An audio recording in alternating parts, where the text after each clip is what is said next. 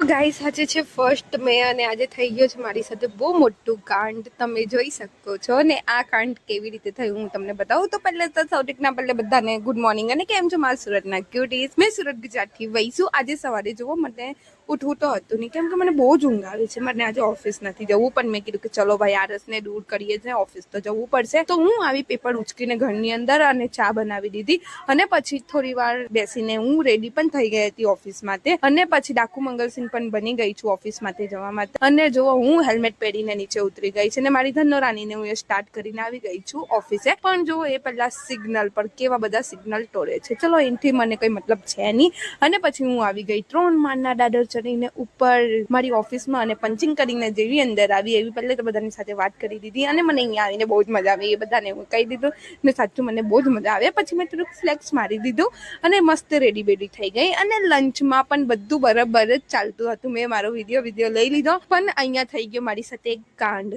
મને ઓફિસમાં ટેબલ વાગ્યું એટલું જોરમાં કે સાંજે હું ઘરે આવીને ત્યારે મારાથી ચલાતું પણ નહીં હતું પછી મારી મમ્મીને મારા પપ્પા તો મારું સ્વાગત કર્યું પછી કે ચાલો દવાખાને જઈએ પછી મેં ને મારી મમ્મી ને મારા પપ્પા આવ્યા દવાખાને અહીંયા હાર્ડવેરની ત્યાં પણ અહીંયા એટલી ભીડ હતી કે પૂછો જ નહીં ગાઈસ મને એવું લાગ્યું કે ગળે જવું પડશે પણ નહીં અમારો નંબર આવી ગયો 58 પછી અહીંયા ચાલતો હતો 48 અને મને એક જ બીક છે ગાઈસ કે મને પટ્ટો નહીં મારી દે મને બહુ જ બીક લાગે છે કેમ કે એ લોકો પટ્ટો મારી દે ને એટલે મને પટ્ટો નથી મરાવવો તો મેં મારી મમ્મીને કહેતી હતી કે પ્લીઝ પટ્ટો ના પાડજો તમે પણ અહીંયા આગળ તો ડોક્ટર છે કોનું સાંભળે પછી આવ્યો 56 નંબર અને પછી હવે 2 નંબર જ બાકી હતા અને પછી આવી ગયો અમારો નંબર ફાઇનલી અને હું જેવી અંદર ગઈ ને તો મારાથી તો ચલાતું પણ નહીં હતું પછી ત્યાં જઈને તો પહેલાં હું ખુરશી પર બેસી ગઈ અને પછી ડૉક્ટર સાહેબ જે કાંડ કર્યો છે પૂછો જ નહીં પહેલે તો મને વાટમાં નાખી દીધી ગાઈસ મને પૂછ્યું કેવી રીતે થયું આમ થયું તેમ થયું ફલાણું થયું ઠીકાણું થયું પછી ટકાટક 3 તાચકા ફોડી દીધા મારા પગમાં અને